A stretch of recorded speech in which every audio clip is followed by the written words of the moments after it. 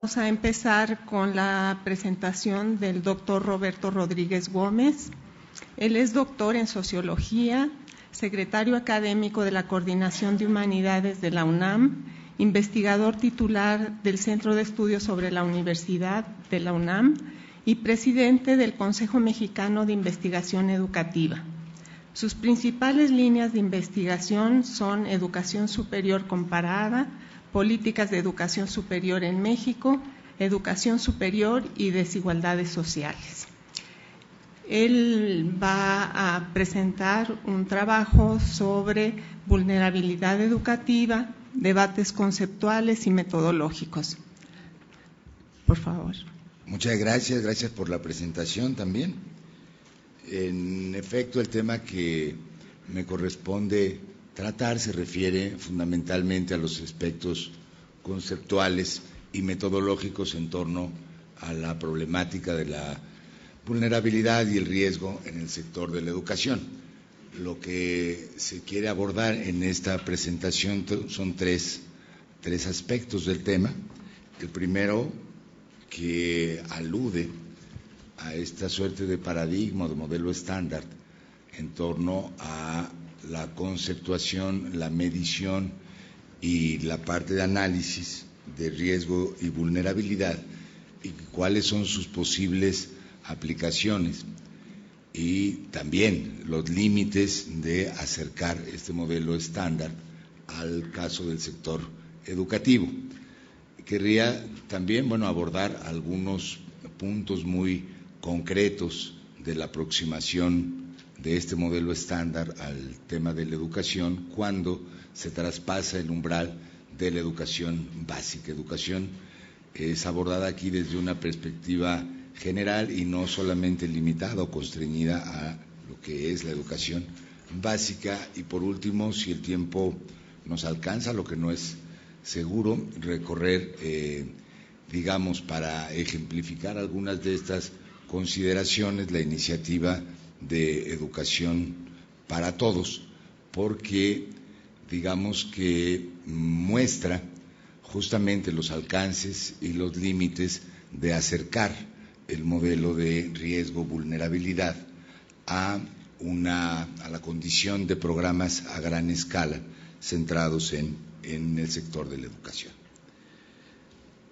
Entonces, aunque la ponencia está organizada de manera lineal en torno a estos tres temas en su presentación verbal, yo creo que lo que convendrá es ir como que entretejiendo los puntos para que por un lado nos alcance el tiempo, pero por otro lado para que algunas de las cosas que se marquen puedan ser mejor comprendidas o por lo menos mejor explicadas desde el punto de vista del expositor.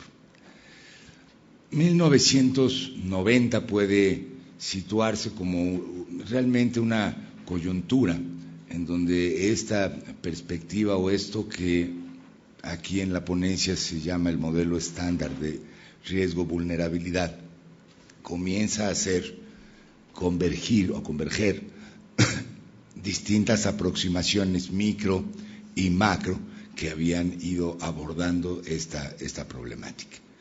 Yo creo que la fecha es fundamental también para el sector educativo, lo es, porque, el modelo de aproximación a la percepción de riesgos y vulnerabilidades ocurre en un contexto muy particular, un contexto en el que alcanzan, una fase ya de primera maduración o de maduración, dos macro tendencias que se comienzan a instalar a partir de los años 80. Sí, el gran tema de la globalización y el gran tema de la adopción de políticas públicas a partir de las perspectivas de la economía neoclásica, lo que suele llamarse neoliberalismo. Entonces, neoliberalismo y globalización son los grandes contextos que encuadran a manera de contexto la aparición o las primeras apariciones de estas preocupaciones en la doble perspectiva, por un lado de la academia, pero también de los organismos involucrados en el tema de desarrollo de manera muy visible, muy notable y muy importante, los organismos multilaterales de fomento, en concreto el Banco Mundial. Pero es además el arranque de los años 90, o comporta la paradoja de ser un momento de altísima expansión económica. Es decir, los países están, sobre todo los países de mayor desarrollo, están observando pendientes o tendencias de crecimiento económico muy sobresalientes. Esto durante la segunda mitad de los 90 será más evidente. Hay nuevas perspectivas de integración regional, ¿no? El caso de las instituciones de la Unión Europea es sobresaliente, pero también el de los programas, los tratados y los convenios de libre comercio, ambos, digamos, fenómenos muy vinculados a estas dos pautas de el neoliberalismo y la globalización. Entonces tiene su toque, pues tiene su punto en que la preocupación, digamos, por el tema de la pobreza y los efectos deletéreos de este tipo de tendencias ocurran justamente en un momento de expansión económica y no de crisis, lo cual va a marcar una impronta muy notable. Es decir, por un lado dan condiciones de posibilidad, por el lado de la banca de fomento, de la alocación de recursos para compensar problemas de crisis y desigualdades que comenzaban a surgir de manera evidente en muchas regiones del mundo. Es, por supuesto, el caso en todos los países de sectores que no consiguen integrarse a las nuevas pautas de la globalización.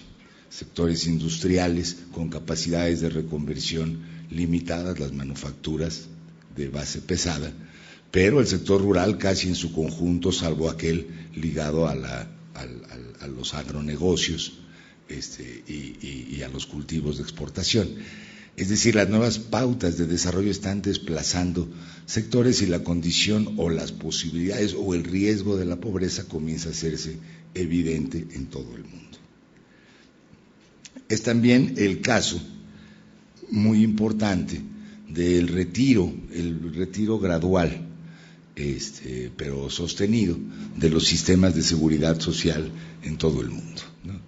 Es decir, parte de este camino tiene que ver con la renuncia al abandono de sistemas de seguridad más o menos sólidos, los desarrollados a partir de los años 60, y su sustitución por formas de protección social, pues centradas en la flexibilidad, en la alocación y en la focalización de recursos antes que, o en lugar de, o en contra de sistemas de seguridad social de tipo general, lo que pues suele denominarse el ocaso del Estado benefactor.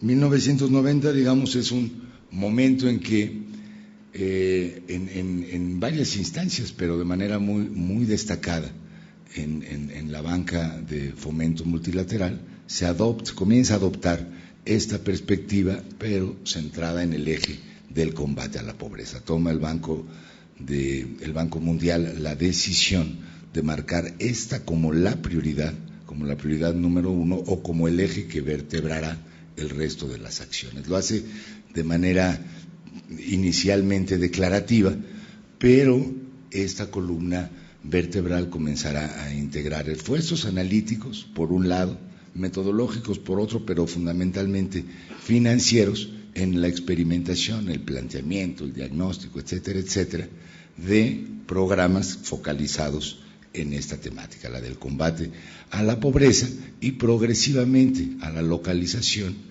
diagnóstico, etcétera, integración de un conjunto de problemáticas que son o causa o consecuencia del fenómeno de la pobreza. Desde luego también está el gran tema de la medición de la pobreza y la progresiva adaptación de acuerdos de tipo conceptual, metodológico y técnico de cómo medirla para cómo combatirla.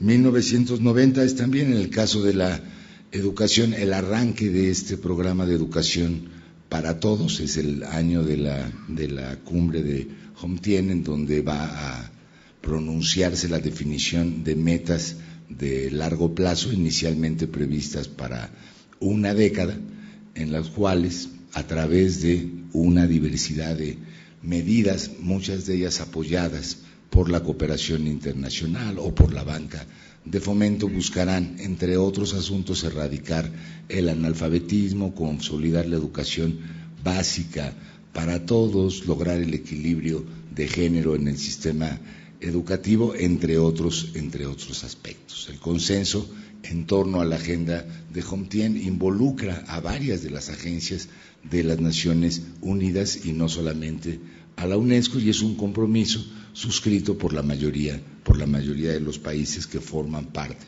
del sistema de las Naciones Unidas. En el lado de académico, yo marcaría dos puntos que también son, me parece, relevantes. Es decir, está ocurriendo desde los años 90, en el ámbito de la sociología, al menos, digamos, la aparición de perspectivas y marcos analíticos que buscan aproximarse a esta nueva constelación de fenómenos desde diversas perspectivas, ¿no?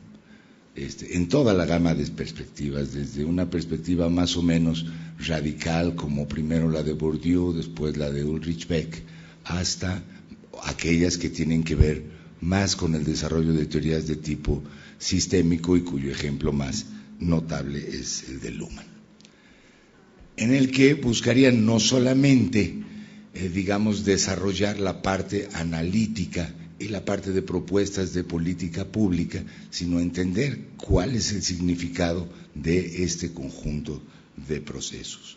Por último, un tema que es colateral, pero que resultará sumamente relevante, incidirá en todo esto, es el desarrollo de un poder de cómputo inédito en la historia, ¿no?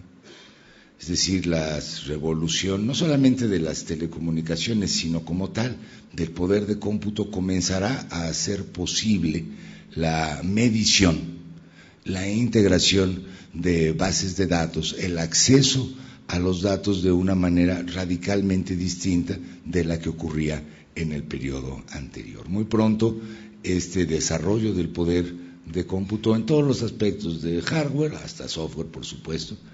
Hoy estamos a un clic de poder hacer una correlación de cualquier cosa con cualquier cosa, para bien y para mal, digamos, y la popularización de este poder de cómputo se conectará en la década siguiente con las pautas que presionan hacia el acceso a la información pública, de manera que estemos en una condición, justamente por el desarrollo de estas tendencias, cualitativamente muy distinta de la que ocurría en momentos previos, y esta es una tendencia que sin duda habrá de incidir en las posibilidades de aproximación al fenómeno. Como se sabe, porque es el tema de este seminario, el modelo estándar riesgo-vulnerabilidad ha tocado muy distintas, digamos, aspectos y dimensiones del problema, tal que desde distintas perspectivas las aproximaciones a las definiciones elementales de riesgo-vulnerabilidad pues son diferentes, pero en algunos aspectos convergentes. Está ahí muy presente, lo digo sin mala onda, digamos, ¿no?, esta suerte de paradigma actuarial de las condiciones de medición de riesgo-vulnerabilidad. Eso está, desde luego, ahí presente, y es interesante que este es, digamos, un modelo, una perspectiva, una disciplina, la actuaría, que ha podido desarrollarse sin la pregunta del sentido de estas mediciones. Pueden medir las condiciones de riesgo, las causas de riesgo, sin preguntas de tipo ontológico, por ejemplo, ético, por ejemplo, o propias del campo de las ciencias sociales, ¿no? Y digamos que el acercamiento al paradigma o al modelo actuarial es, desde una perspectiva, una ventaja para el desarrollo de modelos de medición de riesgo en otros campos que no son de los que se preocupa generalmente los actuarios y los seguros y, en fin, toda la gama de seguros que existen, y las perspectivas de los organismos multilaterales, por ejemplo, sobre la medición del problema. de los riesgos asociados a la pobreza. Digo esto porque este punto de vista tiene consecuencias e implicaciones que son realmente de fondo. Es decir, el problema es medir, diagnosticar cuál es la dimensión, por ejemplo, de vulnerabilidad de distintos grupos sociales, en particular de los más pobres, en presencia de ciertos riesgos, ¿no? Que pueden ser ambientales, que pueden ser sociales, que pueden ser educativos, por ejemplo, ¿no? Sin tenerse que cuestionar, ¿no?, en el fondo, la viabilidad de los modelos que están generando estos riesgos. Es decir, el problema no es la globalización, sino sus posibles impactos en poblaciones que son atendibles sin poner en cuestión el modelo de globalización. O en educación, el problema es cómo remediar las condiciones que generan efectos de daño en poblaciones vulnerables, por ejemplo a la exclusión educativa, sin cuestionar a la educación misma y las condiciones bajo las cuales los sistemas educativos generan ellos mismos riesgos. Es decir, remediar sin tener que poner en cuestión a los sistemas que generan las condiciones de vulnerabilidad o los riesgos mismos. En educación ocurren varias cosas que, digamos, aproximan la reflexión o la problemática del sector a una perspectiva del tipo riesgo-vulnerabilidad. Primero, desde luego que es pertinente, y lo ha sido a los ojos, ¿no?, de la analítica por un lado, por otro lado de la intervención de los organismos multilaterales, de la importancia de la educación como componente, por ejemplo, de las capacidades de los hogares y de las personas, más de las personas que de los hogares. Cuando se habla, por ejemplo, de pobreza de capacidades, se habla justamente de educación. Los índices de desarrollo humano incluyen a la escolaridad como un componente crítico de la medición y se estima, ¿no?, que la satisfacción de las necesidades educativas pues forma parte de cualquier política de fomento al bienestar o por lo menos de combate a la pobreza y desde luego de abatir ciertas condiciones de riesgo de poblaciones vulnerables. Entonces está, por supuesto, el tema educativo en la agenda de esta perspectiva y de esta manera de entender las problemáticas del desarrollo. Y sin embargo, la educación o el sector educativo tiene, digamos, características o condiciones que lo alejan de circunstancias típicas del riesgo, del modelo de vulnerabilidad-riesgo. Es decir, por ejemplo, no es una catástrofe que ocurre en un momento coyuntural y puntual y que es atendible a través de una intervención exacta, por ejemplo. No, la educación es un proceso que tiene una perspectiva de largo plazo. Sus ventajas y desventajas son duraderas a lo largo de toda la vida. Las posibilidades de recuperación digamos, la exclusión educativa son muy limitadas, es decir, las posibilidades de los sujetos de reencontrarse con la educación una vez que han sido separados del circuito, bueno, aunque existen por supuesto y se han buscado establecer programas en esta dirección, son siempre limitadas.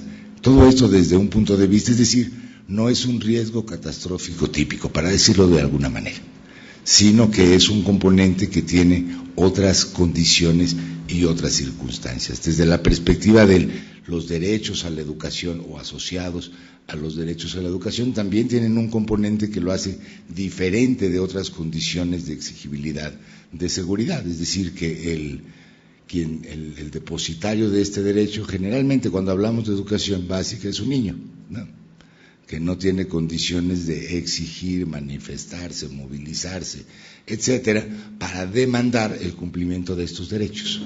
Entonces las posibilidades de exigibilidad están depositadas en su familia, ¿no?, en el mejor de los casos, y tiene, digamos, pocas posibilidades de expresar lo que para el sujeto depositario del derecho representa el riesgo de exclusión, y mucho menos los riesgos asociados a la mala calidad, por ejemplo, de la educación.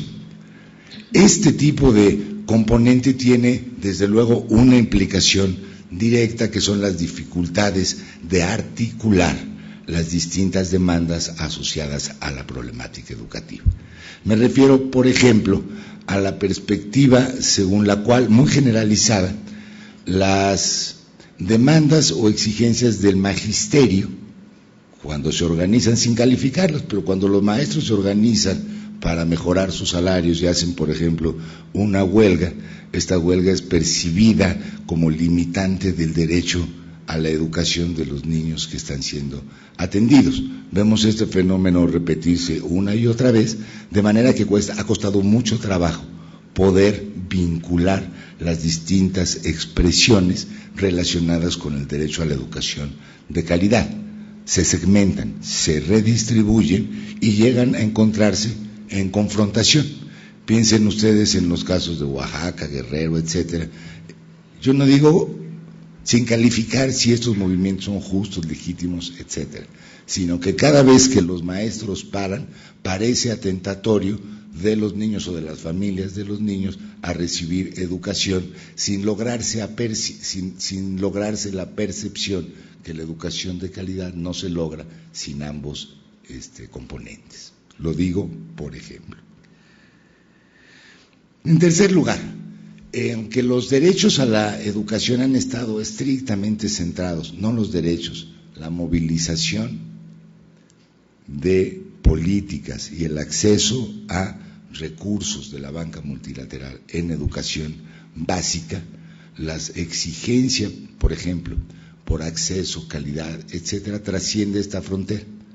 En realidad viene después de esta frontera.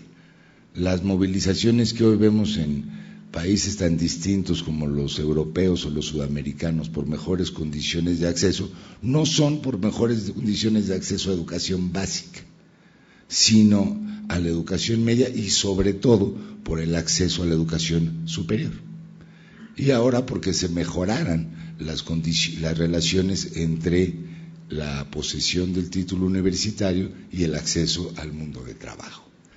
Esto comporta desde luego una paradoja, es decir, cuando toda la atención está puesta en la educación básica y los sistemas de protección colocados en la educación básica y el mayor desarrollo de programas compensatorios, etcétera, etcétera, colocados en la educación básica, perdonen la insistencia, la movilización está ocurriendo en otro lado del asunto, que tiene que ver con las posibilidades de ingreso, permanencia y efectividad de la educación de nivel superior.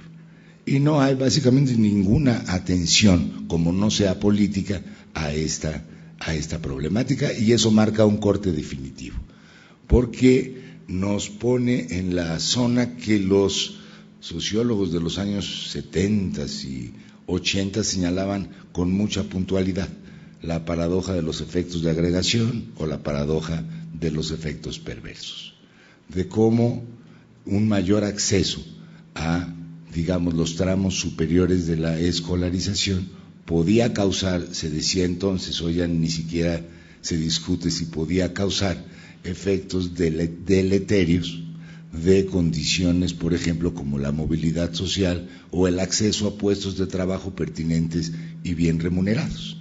Entonces, ese aparece hoy, desde luego, como un desafío analítico de la mayor importancia: en qué medida la satisfacción de la demanda educativa en todos sus aspectos y en todos sus niveles causa efectos, ¿no?, en el acceso a las posibilidades que ofrece hoy el mundo del trabajo y las condiciones de movilidad social. Desde luego que este es un tema que apuntaría, digamos, a comenzar a entender cómo están ocurriendo conflictos como los que, bueno, lo ilustra muy bien el caso de los países árabes en el año pasado y movilizaciones que están ocurriendo en Europa y en América Latina en este momento, cuando las preocupaciones estaban centradas en otra parte o en otra zona del sistema. Es decir, que el paradigma de la vulnerabilidad, para que sea pertinente en educación, al día de hoy tiene que transitar, sin haber resuelto todavía el tema de la educación básica, en el conjunto del sistema, porque ahí están apuntando síntomas de expresión de descontento típicos de poblaciones vulnerables, con las oportunidades que está ofreciendo o dejando de ofrecer los tramos superiores del sistema, y eso no es poca cosa, ni desde la perspectiva analítica, porque trata de ver el tema de los efectos, digamos, de agregación o el cambio de escala en materia de educación y de escolarización, pero tampoco desde el lado de las políticas públicas, porque toca esta vertiente de sí la educación superior para que, digamos, pueda seguir teniendo efectos en la movilidad social, debe seguir siendo considerada un bien y un derecho público de acceso a todo el mundo. Lo que digo, sin tomar posición al respecto, es que es un desafío de primer orden al día de hoy. Un último asunto, nada más para ponerlo sobre la mesa, es que a pesar de que en los años 90 y en toda la década del 2000 esta atención sobre los temas relacionados con poblaciones vulnerables para poder acceder y permanecer en la educación básica concentró la parte fundamental de todos los proyectos que fueron de política pública y también de investigación asociados al tema.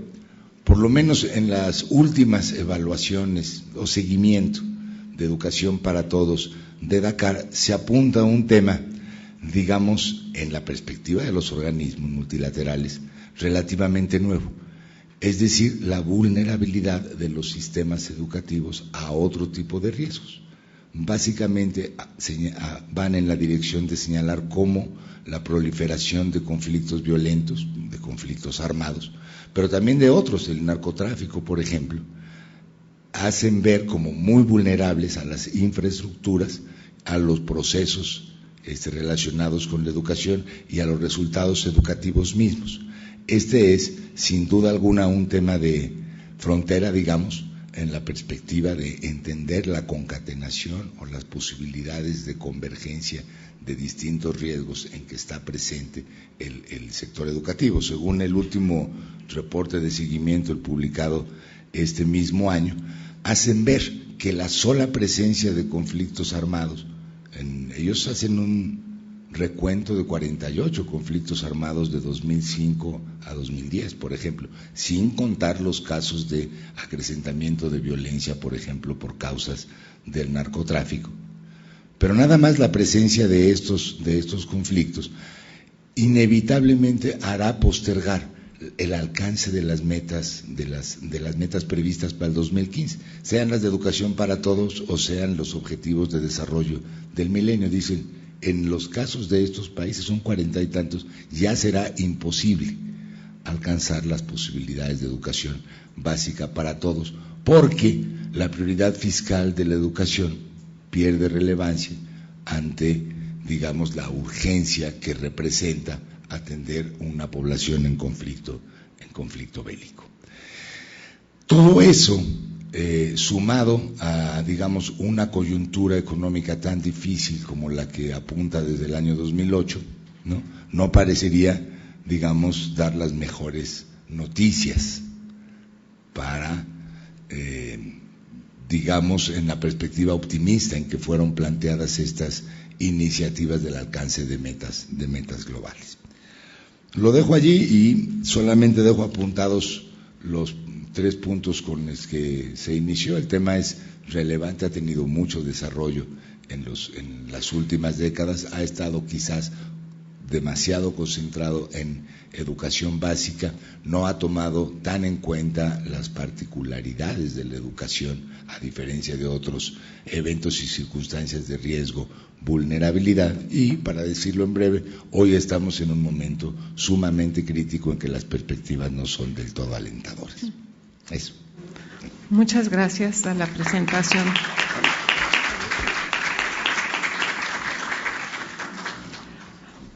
Ahora la segunda ponencia va a ser presentada por la maestra Silvia Schmelkes.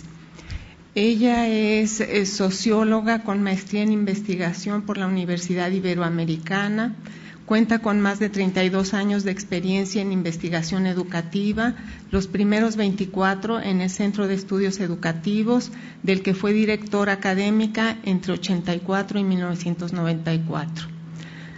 De 1994 a 2001 se desempeñó como profesora investigadora titular del Departamento de Investigaciones Educativas del Centro de Investigación y Estudios Avanzados. Fue coordinadora general de Educación Intercultural Bilingüe en la Secretaría de Educación Pública. Ha realizado investigación en el campo de la educación de adultos y de la calidad de la educación básica, y más recientemente en torno a la educación valoral. Ha publicado cerca de un centenar de trabajos entre libros y artículos, ha sido consultora de la UNESCO, de la UNICEF, de la OEA, de la Secretaría de Educación Pública en México. En 98 recibió el Premio Nacional María Lavalle Urbina y en 2003 recibió el Premio Tlamanti, otorgado por el Patronato de la Universidad Iberoamericana por trayectoria en educación. Presidió la Junta de Gobierno del Centro de Investigación e Innovación Educativas de la OCDE de marzo de 2002 a mayo de 2004. Es investigadora nacional nivel 3. La maestra Silvia Schmelkes nos va a presentar una ponencia que se titula Vulnerabilidad educativa y pueblos indígenas, problemas de medición. Bien, muchas gracias y buenas tardes a todos, a todas. Yo voy a dividir mi plática en dos. La primera sobre la importancia de contar con buena información acerca de los pueblos indígenas en general y de su educación en particular. Y en segundo lugar, pues un análisis de la información con la que contamos y cómo podemos mejorarla.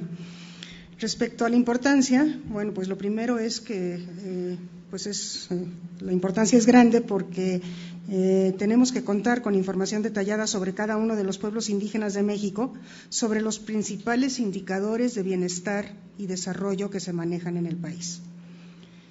Y esto obedece, bueno, simple y sencillamente a la razón de que contar con información sobre algo que representa el 15% de nuestra población, siguiendo el criterio de autoadscripción, pues es importante, pero además al reconocimiento de México como país pluricultural, con fundamento en sus pueblos originarios, que como ustedes saben data de 1992, es una reforma constitucional, y a la necesidad entonces de ir asegurando las condiciones para un desarrollo mucho más equilibrado entre los pueblos y culturas que componen nuestro país, que lo hacen diverso y que le dan su fortaleza.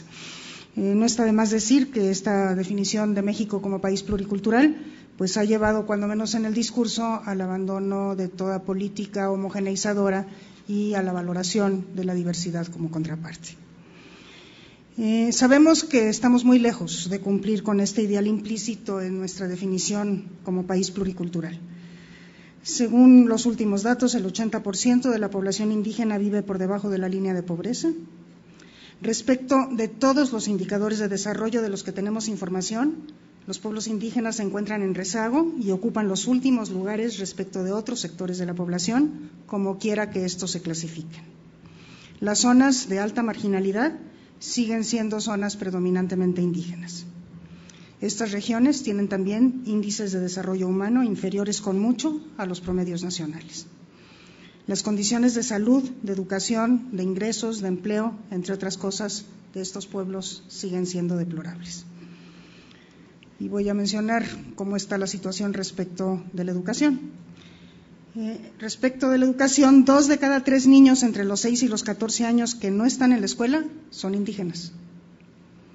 El índice de analfabetismo de la población hablante de lengua indígena disminuyó en los últimos 5 años, de 2005 a 2010, de 34 a 27%. Y sin embargo, sigue siendo 5 veces mayor que el analfabetismo de la población no hablante de lengua indígena del mismo grupo de edad. 5 veces más, o sea, hay que multiplicar por 5 el analfabetismo de los no indígenas para llegar al analfabetismo de los indígenas. Y este dato es histórico porque nos está hablando de la población de 15 años y más, nos habla de la manera como históricamente la educación ha discriminado a los pueblos indígenas. El 28% de la población hablante de lengua indígena de 15 años y más no ha concluido su educación primaria, y esto es cierto solamente del 6% de la población no hablante. Ya tenemos 15 años desde que la educación preescolar de que un año de educación preescolar es obligatorio para el Estado. El 90% de los niños, a pesar de esos 15 años, de los niños no indígenas de 5 años, asisten, contra solo el 76% de los niños indígenas. El 84% de los alumnos de primer grado de primarias generales, contra solo el 64% de las primarias indígenas, cursaron al menos un grado de educación preescolar. Esto significa que esta desigualdad se está reproduciendo también con los más pequeños, lo cual es paradójico porque supuestamente el nivel preescolar es lo que nivela para poder ingresar a una escuela primaria en igualdad de circunstancias. Y desde la educación preescolar tenemos ya estas diferencias. La expansión reciente de la escolaridad en zonas indígenas está modificando rápidamente esta situación. La población de 6 a 14 años que no asiste a la escuela y que no es hablante de lengua indígena representa el 4.9% de la población de esta edad, pero el 8.3% de los hablantes de lengua indígena. De esta manera, la escuela se convierte en la principal responsable de la disminución de la brecha en el analfabetismo entre la población indígena y la no indígena por su expansión. A pesar de ello, la brecha persiste, y esto significa que seguirá habiendo en el futuro más analfabetas indígenas que no indígenas.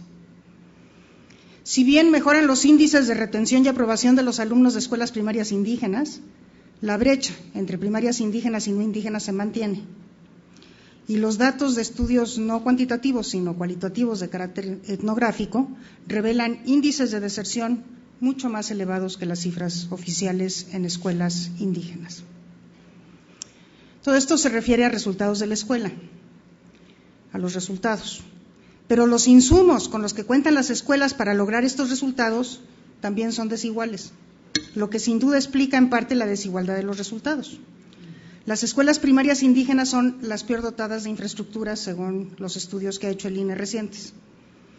El 50% de los maestros de escuelas indígenas no cuentan con grado de licenciatura. De hecho, fuera de la Universidad Pedagógica Nacional, que nivela a los maestros indígenas en servicio mediante una oferta de educación semiescolarizada, solo 16 normales del país ofrecen la licenciatura en educación primaria intercultural bilingüe. Como ya indicábamos, todas las evaluaciones realizadas por el Instituto Nacional de Evaluación Educativa, en todas las asignaturas evaluadas, colocan los niveles de aprendizaje de los niños indígenas por debajo de todos los demás tipos de escuela. La distancia que las escuelas indígenas guardan respecto de las escuelas primarias privadas, que son las que están en el nivel más alto, es de 2 desviaciones estándar. En las condiciones descritas, los niños indígenas aprenden mucho más tarde a leer y a escribir. El analfabetismo entre los habitantes de lengua indígena de 8 a 14 años, a los 8 años un niño debe de estar en tercero y se espera que se alfabetice entre el primero y el segundo, pero bueno, lo del analfabetismo entre los que están entre 8 y 14 es de 13.5% entre los indígenas, solo de 2.4% entre los no indígenas. Los niños indígenas, incluso asistiendo a la escuela, presentan un rezago en la alfabetización consecuente. Y como era de esperarse, esto es cierto del 99% de aquellos que están en condición de monolingüismo en lengua indígena. Y este rezago lo conservan, aunque con mayor distancia, entre los 12 y los 14 años, edad en la que supuestamente ya se concluyó la educación primaria. El 1.2% de la población no hablante de lengua indígena es analfabeta, contra el 5.8% de la población hablante de lengua indígena entre los 12 y los 14 años. Todos conocemos las causas de esta problemática, causas que tienen que ver con nuestra historia y con el racismo que se ha incrustado en nuestras leyes, estructuras y formas de operar de nuestras instituciones, además de en las relaciones interpersonales que guardan los mestizos con los indígenas. Pero pues es indispensable, ¿verdad?, poder diagnosticar y hacer denuncia continua de esta situación, a la vez de poder medir y reconocer los progresos que el país ha venido haciendo en este sentido. Y bueno, la tercera razón de la importancia de contar con información es que una sociedad justa y democrática pasa necesariamente, en nuestro caso, por la atención a las condiciones de vida de los pueblos indígenas. Y ello supone el conocimiento, el buen conocimiento de estas condiciones. También pasa por el logro de una mucha mayor participación de los pueblos indígenas en la definición de sus propios procesos de desarrollo en todas las áreas, un derecho que de alguna manera ya está consignado en la Declaración Universal de los Derechos de los Pueblos Indígenas.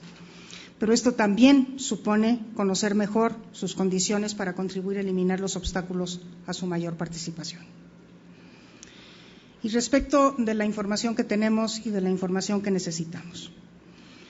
El diagnóstico que acabo de hacer sobre la situación de la educación indígena, que es muy breve, muy resumido, pero más o menos es todo lo que podemos decir a partir de la información estadística disponible acerca de su situación educativa.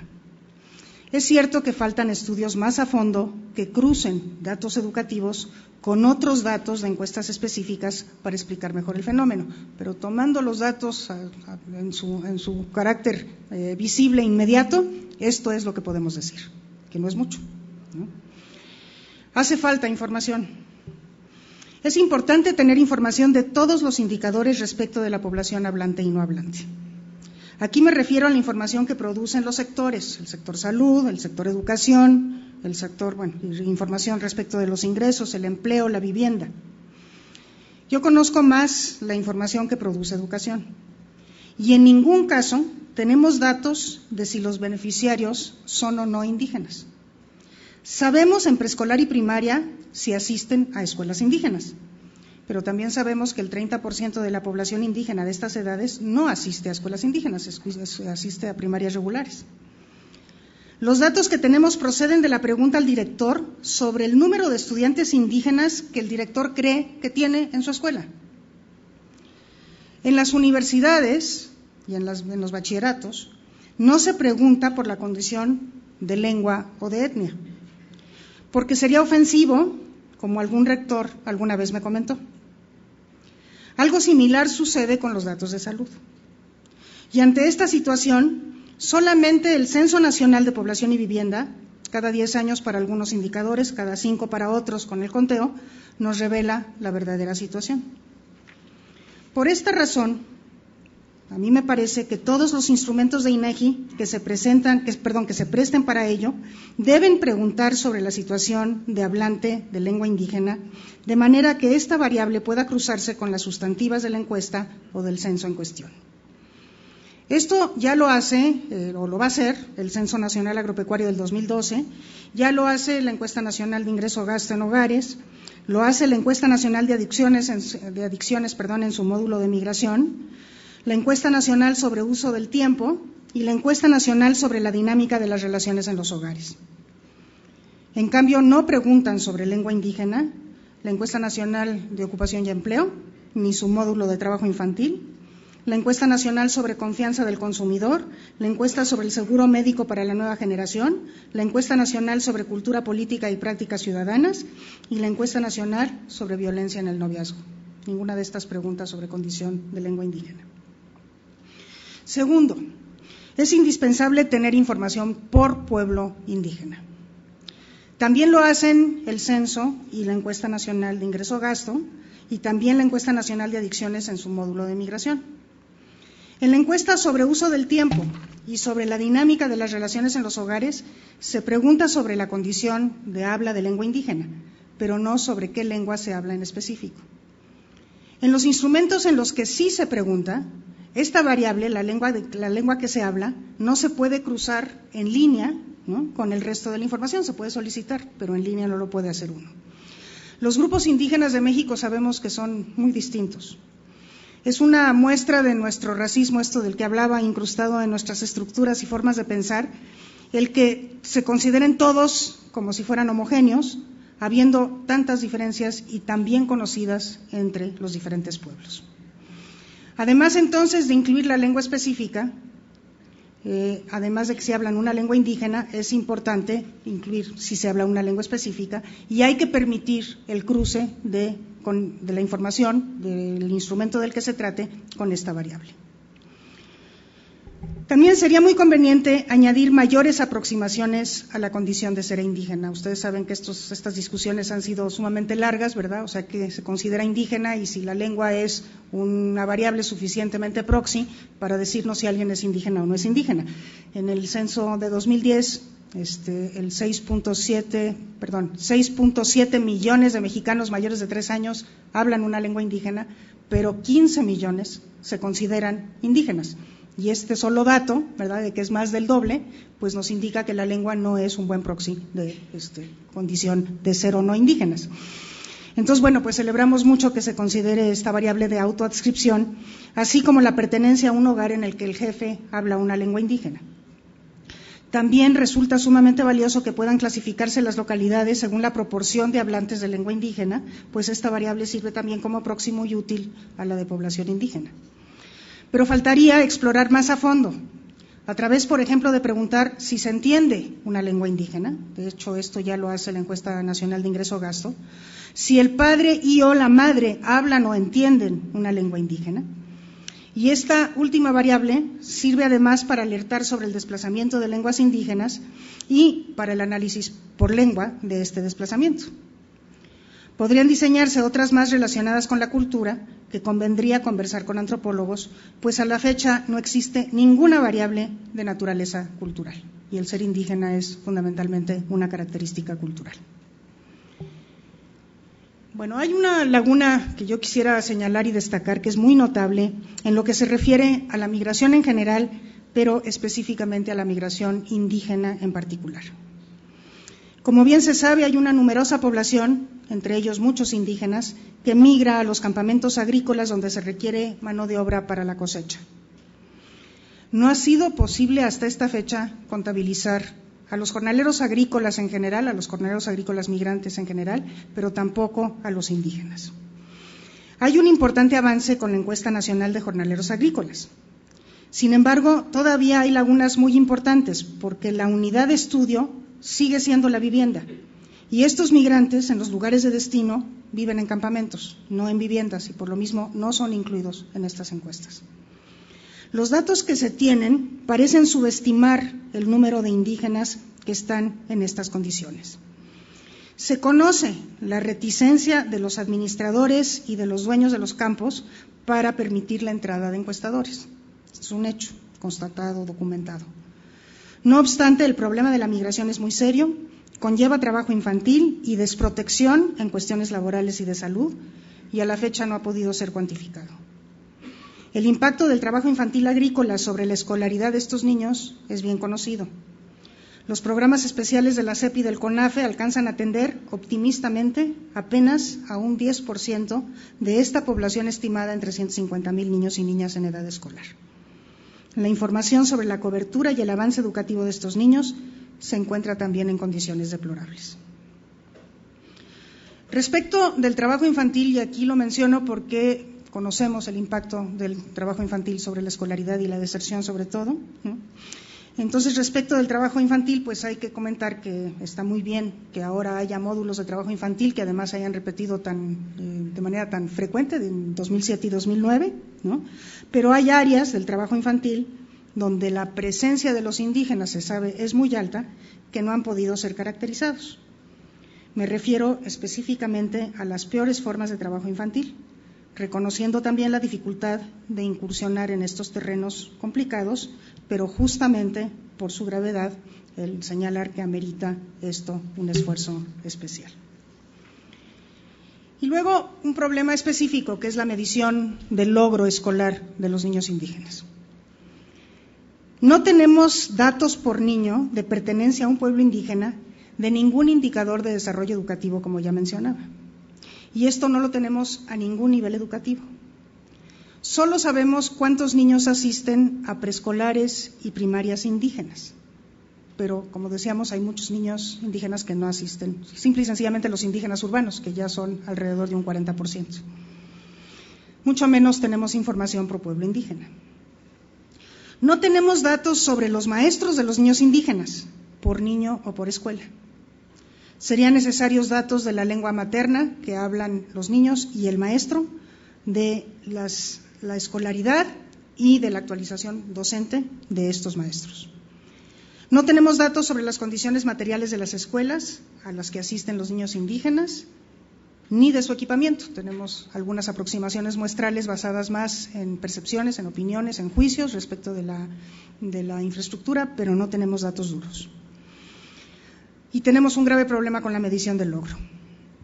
Ya existe, como se sabe, una demanda ante CONAPRED, ¿no?, por parte de una escuela indígena de Chiapas en contra de la prueba enlace por ser discriminatoria contra los indígenas por el hecho de que se aplica en español. En efecto, los alumnos de las escuelas indígenas están siempre por debajo de todos los demás tipos de escuela en todas las mediciones. La única excepción a esto es la última aplicación de la prueba enlace, donde las escuelas indígenas rebasan a los cursos comunitarios de CONAFE por vez primera. Pero la base de la prueba, en primer lugar, es un currículum homogéneo. En un país tan diverso como México todavía tenemos un currículum homogéneo y entonces, bueno, pues es discriminatorio medir sobre la base de un currículum que, por ser homogéneo, responde a las condiciones culturales de ciertos grupos y no de otros. Pero incluso suponiendo válido este currículum, la medición es en castellano y existen problemas lingüísticos documentados incluso entre docentes. Acabamos de hacer un ejercicio reciente con docentes de escuelas indígenas en el estado de Guerrero y en todos los módulos de la prueba, que son, creo que son 8 diferentes módulos de la prueba, en todos ellos, sin excepción, los maestros que hablan una lengua indígena salen peor que los maestros que no la hablan. Entonces hay un problema ahí lingüístico por efectos de la lengua materna que se llegó a dominar cuando los maestros eran jóvenes, y lo mismo pasa con los niños. Y la verdad es que no hay formas sencillas de resolver este problema. Las lenguas indígenas, como ustedes saben, la inmensa mayoría de ellos no se escriben, de ellas no se inscriben. Las pocas que sí se escriben no están estandarizadas, salvo excepciones. Si el maestro enseñó a leer y escribir en lengua, no se sabe con qué alfabeto lo hizo. Si las pruebas estandarizadas fueran en lengua indígena, tampoco les iría bien a los alumnos indígenas. A lo mejor les iría peor por estas razones. Ya está en marcha un ejercicio por parte del INE para evaluar en maya yucateco el nivel preescolar. El maya tiene las características de que se entiende en toda la península y además la prueba es oral, y así que no hay problema con la forma de escribirla. Pero hacerlo en otras lenguas y para otros niveles educativos resulta cuando menos complejo. La única solución parece ser cumplir con lo que estipula la Declaración Universal de los Derechos de los Pueblos Indígenas, y es que ellos participen en la definición de sus contenidos educativos, lo que implicaría también que participen en definir la forma en que el aprendizaje de los niños indígenas deba ser evaluado. Yo no veo otra solución a este problema. Terminaría nada más señalando que evitar que las estadísticas, como tantas otras cosas de la estructuración del Estado mexicano y de su sistema educativo, sean también racistas por impedir conocer la situación en general y educativa de los pueblos indígenas, poderle explicar, medir fácilmente su evaluación y actuar en consecuencia, parecería urgente. Muchísimas gracias.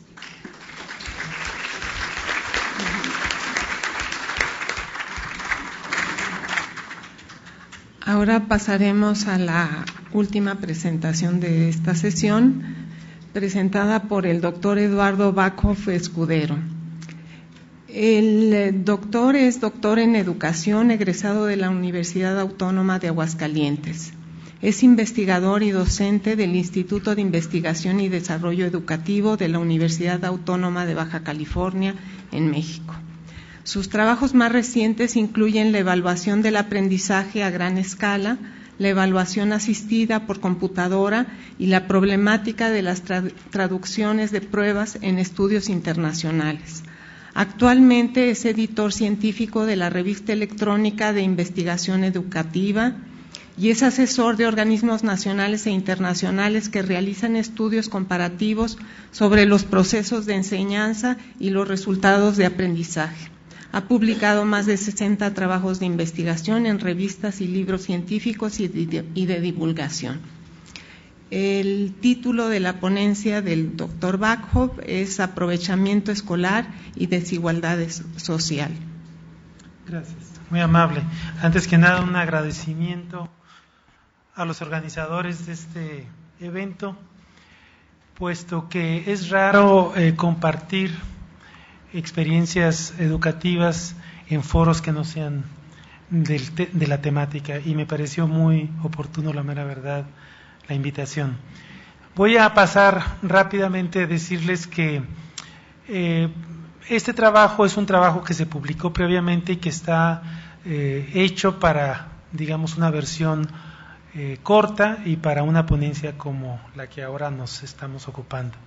Y básicamente lo que se trata es de, utilizando las bases de datos del Instituto Nacional para la Evaluación de la Educación, planteé 3 propósitos. Por un lado, establecer las magnitudes de las diferencias de aprendizaje en español y en matemáticas entre estudiantes que terminan la primaria y la secundaria, y estimar qué tanto estas diferencias se atribuyen a los estudiantes, a las escuelas o a los estados. Segundo, conocer el impacto que tiene el nivel que nosotros aquí le llamamos como sociocultural, es el nivel socioeconómico de los estudiantes, básicamente, y la fuerza que tiene esta relación del nivel socioeconómico con el aprendizaje mismo, y finalmente con esta información evaluar qué tanto éxito ha tenido nuestro país para reducir las inequidades.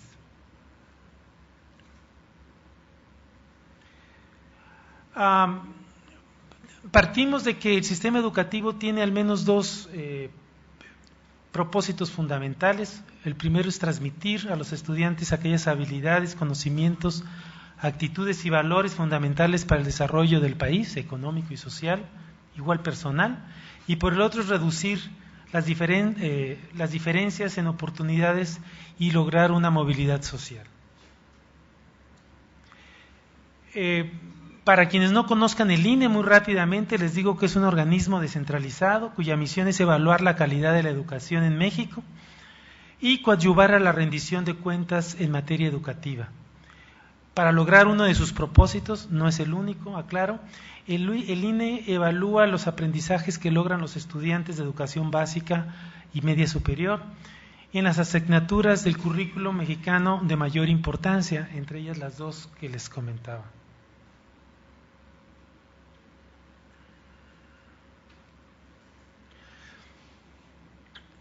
Los resultados del INE son muy interesantes porque han puesto digamos, a la luz pública y muy consistentemente estos 2 tipos de resultados que les voy a dar. Uno, que una gran proporción de estudiantes desde el preescolar, ya lo dijo Silvia, hasta el bachillerato, y yo diría hasta la universidad inclusive, no logran adquirir las habilidades y los conocimientos disciplinarios que se consideran mínimos e indispensables por el propio currículo.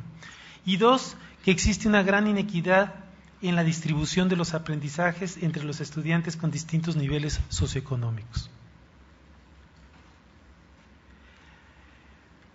En primaria siempre aparecen, también lo había dicho un poco Silvia, las escuelas particulares en primer lugar, seguidas de las públicas urbanas, de las públicas rurales, de los cursos comunitarios, aunque parece que esto ya se ha revertido, y finalmente las escuelas indígenas, en todos los grados y en todas las materias.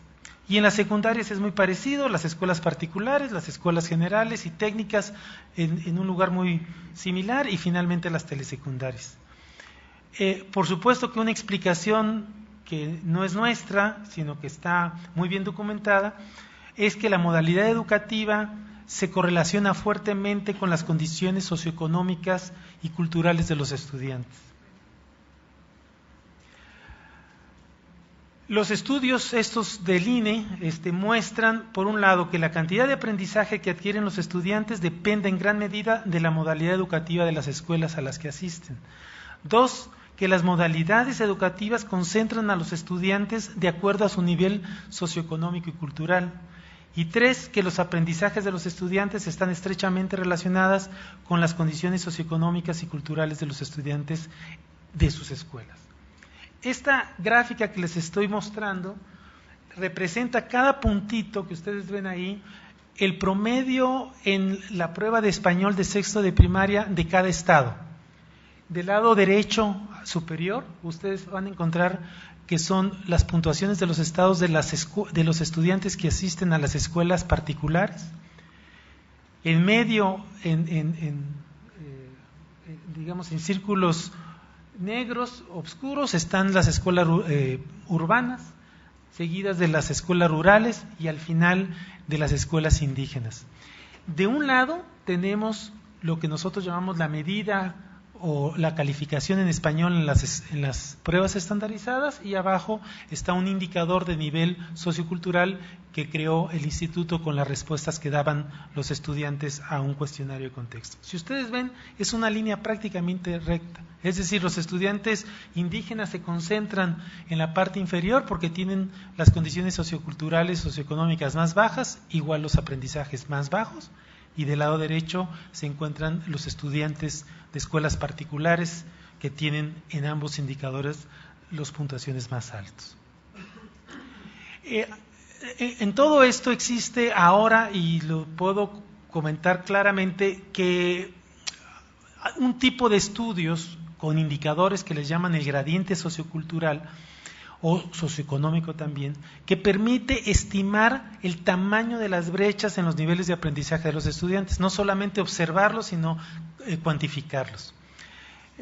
Al momento en que ingresan los escolares al sistema educativo, ya lo había dicho Silvia también, estos presentan diferencias en las habilidades y condiciones que se deben en gran parte a las diferencias económicas de las familias y en este caso también a las diferencias de las escuelas a donde asisten.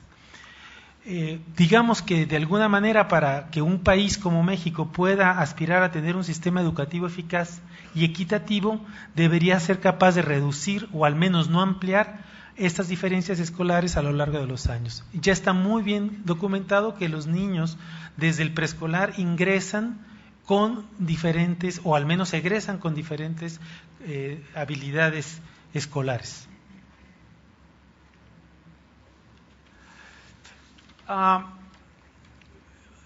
Les decía que el INE había utilizado cuestionarios dirigidos a los alumnos, docentes y directores para indagar algunos factores asociados al aprendizaje. Me voy a brincar esta parte, que es la parte, vamos a decir, técnica de cómo se creó este indicador socioeconómico, sociocultural de los estudiantes, y con mucho gusto les podré pasar la información correspondiente para que lo podamos ver con mayor precisión. Pero su distribución es una distribución normal, es una curva de frecuencias en esta escala construida con las respuestas de los estudiantes. Y me estoy refiriendo que son niños de sexto de primaria, por lo tanto, en muchos casos sus respuestas no tienen, digamos, la precisión que uno quisiera, y también la variación entre unos y otros puede ser considerablemente alta. Sin embargo, las correlaciones y las estimaciones que nosotros obtuvimos del aprendizaje con el nivel sociocultural o cultural escolar, como le llamamos, fue muy, muy alto, a pesar de que la escala puede ser mejorada, por supuesto.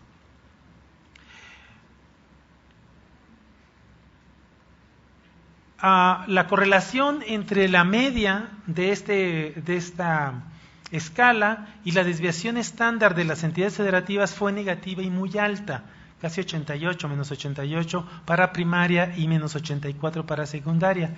Esto quiere decir que entre mejores son las condiciones socioculturales de los estados, menores serán las diferencias sociales entre los propios estudiantes en cuanto a sus propios niveles socioculturales.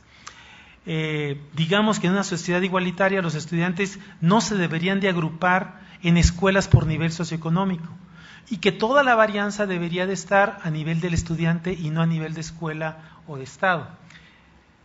Lo que encontramos nosotros es que la varianza puede ser explicada en un 37% a nivel del estudiante, en un 40% a nivel de escuela y en un 23% a nivel de la entidad federativa.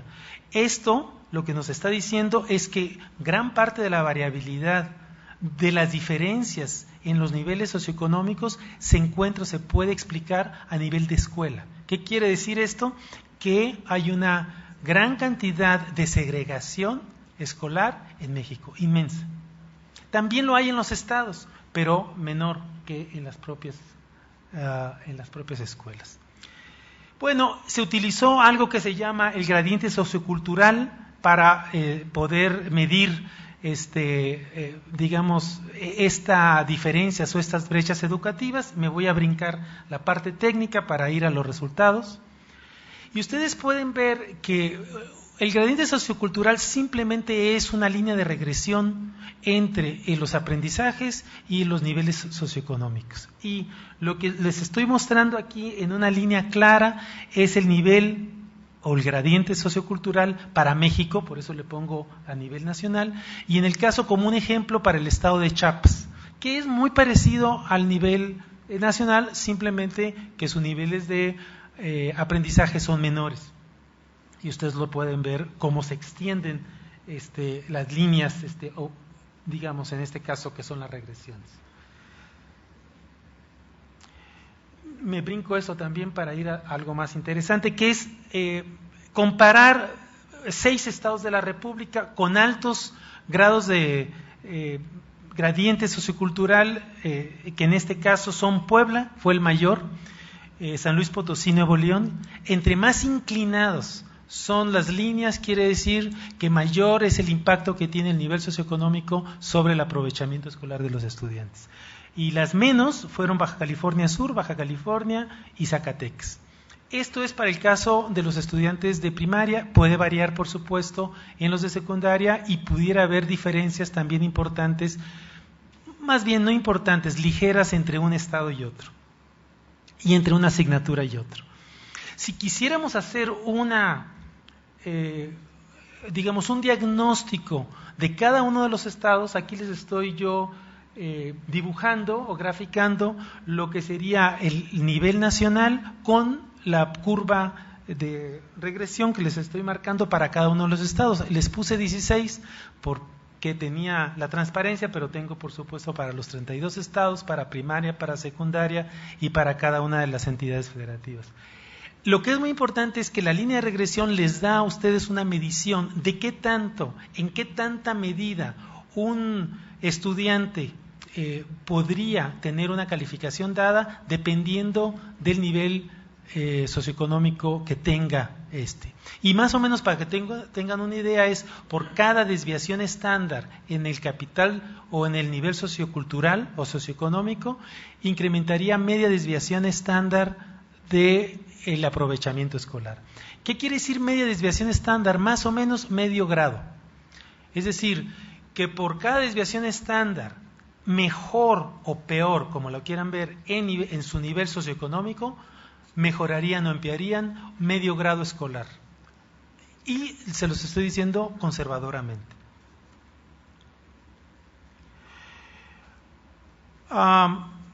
Les decía que para el español de sexto de primaria, bueno, esa es una parte que es muy importante. Por otro, también podemos sacar un nivel o un gradiente socioeconómico o sociocultural, como lo quieran ver, por escuela, y poder medir en cada escuela qué tan inequitativa es. Nosotros esperaríamos que en una escuela los estudiantes o todos los estudiantes aprendieran más o menos lo mismo y que no aprendieran más si sus condiciones socioeconómicas fueran mejores. Este no es el caso y les pongo casi la última gráfica que es muy representativa. Fíjense, arriba están los estudiantes en las escuelas que tienen las mejores condiciones socioeconómicas. Y ustedes podrán ver que son los estudiantes que tienen también los mejores aprendizajes. El aprendizaje lo van a medir verticalmente. Y abajo ustedes tienen la línea de regresión de los estudiantes que van en escuelas con peores condiciones socioeconómicas, que es lo que ya les dije y que no les debería sorprender. Lo que les debe sorprender es que en la parte central que les estoy sombreando son los estudiantes que tienen las mismas condiciones socioeconómicas, pero que en la parte de abajo asisten a escuelas que en promedio tienen menores niveles socioeconómicos, y esos mismos estudiantes que van en las escuelas cuyos niveles socioeconómicos son más altos. A esta relación le llaman la hipótesis del doble riesgo, que quiere decir que las brechas son más amplias en... Déjenme ver si estoy... Esta es la que les quería poner. Que la composición de las escuelas plantea la existencia de un efecto adicional asociado con el nivel socioeconómico de los estudiantes. Es decir, los alumnos que asisten a esas escuelas con un nivel socioeconómico alto tienden a tener mejores aprendizajes que aquellos que asisten a esas escuelas cuyo, nuevamente, condición socioeconómica promedio es bajo. Es importante en este caso establecer políticas relacionadas con la manera en que se distribuyen los estudiantes de las escuelas en los salones de clases y en los grupos de enseñanza. Pues en la medida que nosotros agrupemos o segreguemos a los estudiantes más pobres en escuelas más pobres, que es lo que sucede en las escuelas indígenas, obtendremos los resultados contrarios a los que quiere un país como México. Gracias.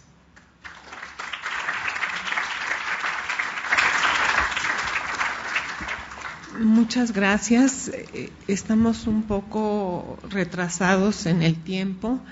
Mis comentarios van a ser muy breves. Las condiciones educativas de niños y jóvenes son de particular relevancia porque de ellas dependen en gran medida sus oportunidades de incorporarse al desarrollo y tener acceso a mejores condiciones de bienestar. En una sociedad tan heterogénea y desigual como la mexicana, es por demás urgente elaborar un diagnóstico de las condiciones educativas y ubicar a los grupos más vulnerables de manera que se puedan desarrollar las acciones pertinentes de política pública para atender sus necesidades de manera eficiente. La ponencia de la doctora Silvia Schmelkes muestra de manera contundente distintos aspectos de la situación de precariedad de la población indígena en materia educativa. Hace una revisión de las diversas fuentes de datos sobre el tema, los censos de población y las encuestas, las estadísticas de la SEP sobre las escuelas, maestros y alumnos, y hace también mención de algunos trabajos etnográficos. Con su vasta experiencia, hace propuestas concretas sobre requerimientos de información, tanto sobre las condiciones de vida de los grupos étnicos como sobre su situación educativa y sobre las posibles formas de medir logros de manera que se obtengan evaluaciones más objetivas.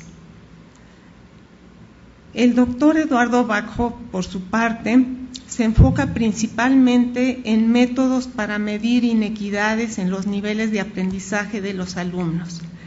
Presenta una metodología para estimar un indicador de las desigualdades sociales y culturales de los alumnos y mediante el gradiente educativo analiza su efecto en las desigualdades en el aprendizaje de los estudiantes en las entidades federativas. Emplea una información concreta recabada por el Instituto Nacional para la Evaluación de la Educación en 2007 y con gran rigor metodológico llega a conclusiones por demás relevantes en cuanto a las desigualdades en los distintos niveles, como ustedes han visto, de los estudiantes, las escuelas y las entidades federativas. Con estas conclusiones surgen las preguntas de cómo traducir el conocimiento en insumos de política pública, cómo ubicar a los grupos más vulnerables. Las estadísticas de la SEP son muy ricas y proporcionan información sobre los estudiantes, los maestros y las escuelas. Sin embargo, tienen una limitación importante y es que no es posible hacer el seguimiento de los niños de manera individual. Por otra parte, la notable riqueza de la información censal y de algunas encuestas para conocer las desigualdades y los avances en materia educativa, principalmente en alfabetismo, asistencia, permanencia, escolaridad, terminación de niveles educativos, tipos de estudios, etcétera, e incluso permiten conocerla a nivel de las localidades y puede relacionarse esta información con otros temas sociales y económicos muy relevantes. Sin embargo, se desconoce totalmente la calidad de la enseñanza y del aprendizaje de los alumnos en estas fuentes. Por ejemplo, en los ciclos de educación básica, la asistencia a la escuela es casi generalizada, pero las grandes desigualdades se trasladan de la asistencia a la calidad de la educación que reciben los alumnos. Entonces, la pregunta que surgiría en un seminario como este es si existen posibilidades para integrar aspectos de la calidad educativa a las fuentes de información sobre otros aspectos de la población en general, donde pueden ubicarse a los grupos vulnerables y las cuestiones educativas ayudarían a esta conformación de los grupos más vulnerables. Entonces, esa es mi observación sobre las presentaciones y pues tenemos muy poco tiempo, incluso para comer. Entonces, exacto. ¿Qué prefieren, preguntar o comer? Entonces, bueno, pues yo espero que las preguntas también salgan en las sesiones de la tarde y que podamos tener una discusión sobre el tema que es tan interesante y relevante. Muchas gracias a los ponentes.